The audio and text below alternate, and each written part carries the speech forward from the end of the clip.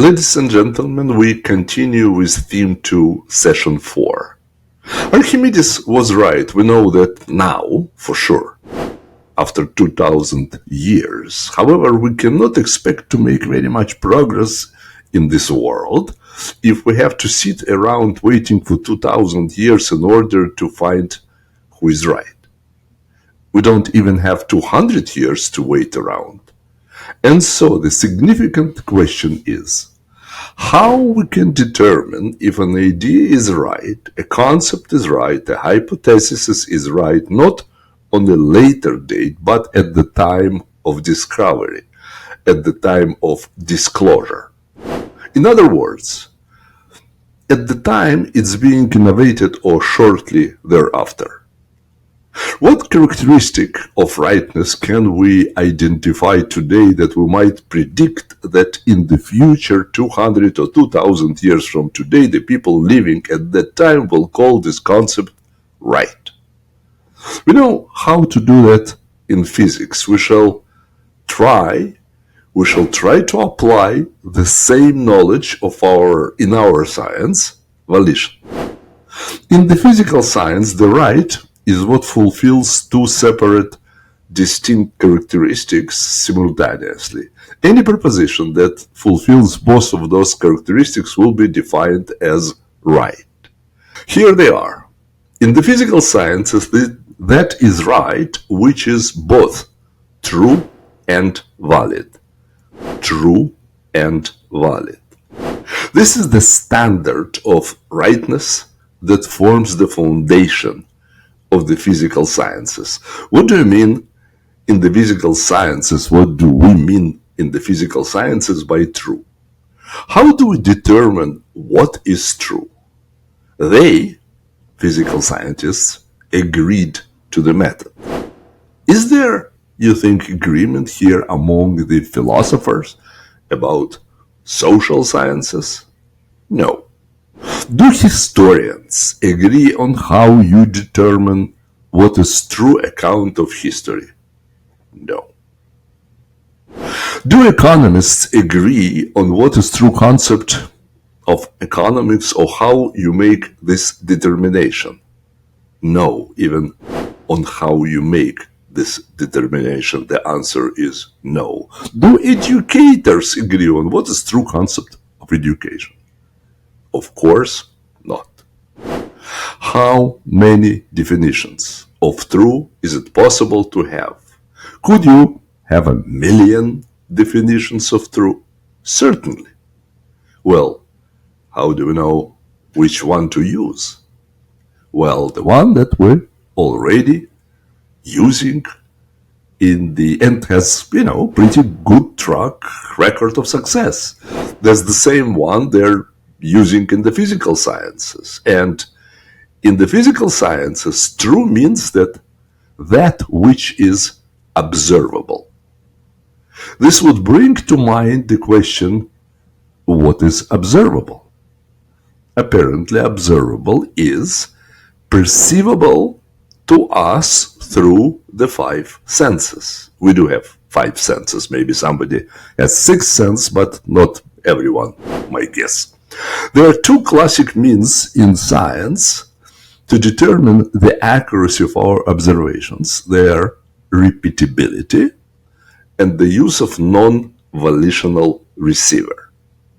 If you can repeat the experiment again and again, and each time you record the results, but even then, perhaps our imagination may be playing tricks upon us. The next thing we do is use a non-volitional receiver. An example of such receiver might be, let's say, photo or video camera. We record the action of the person running through the classroom on video. Then we watch the video. Do you believe in fire-spitting green dragons? Have you ever seen one? I have never seen such a dragon, as a matter of fact. But does that mean that I can prove that they do not exist? No, I cannot. Let me give you another illustration. 2000 years before the time of Galileo, the great Greek scholar Aristotle made the following statement. He said, heavy objects fall faster than light objects. He probably saw bird's feather and stone falling at the same time. In other words, per Aristotle, if you take a heavy object and a light object and release them at the same time, the heavy object will fall faster.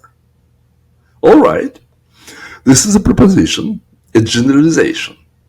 It can either be true or not true. How can we test Aristotle's generalization that heavy objects fall faster than light objects? How can we test this for truth? We can do it and observe. Now, it would also be nice if we had a vacuum chamber to release them in, precisely calibrated instruments that will release them at the same instant.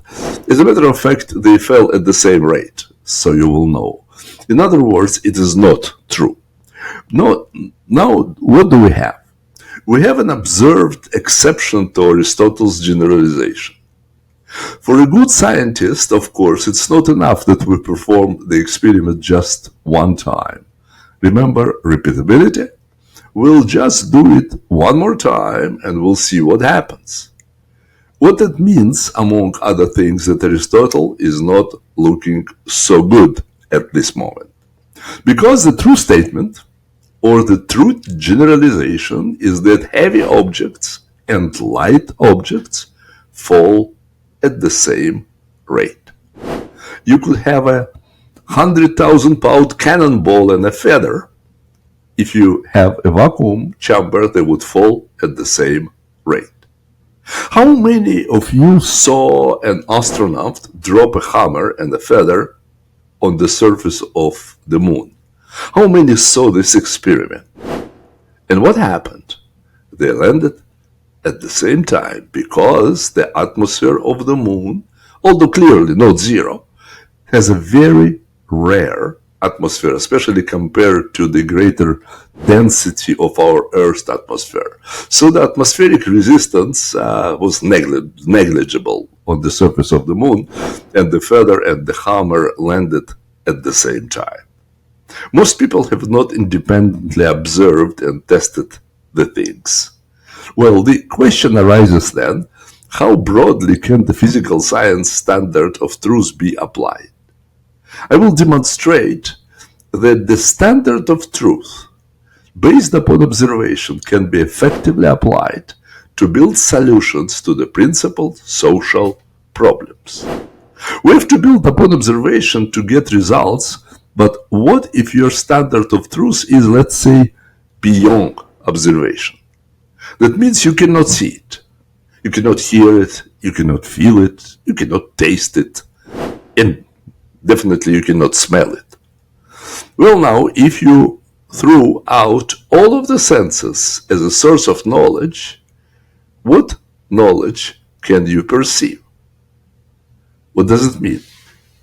Well, it means that you have no observational or empirical input. If the mind has zero input, then what can be the best of mind evaluate? If there are no input going into a computer, then what can the best of computers evaluate? Zero inputs equal what? Zero outputs.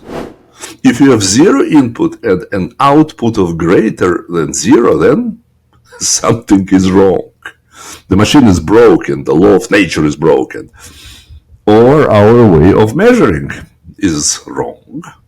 Essentially, that would involve quackery. Let's stop here. During the next session, we will continue with our truth-seeking efforts. Until that time.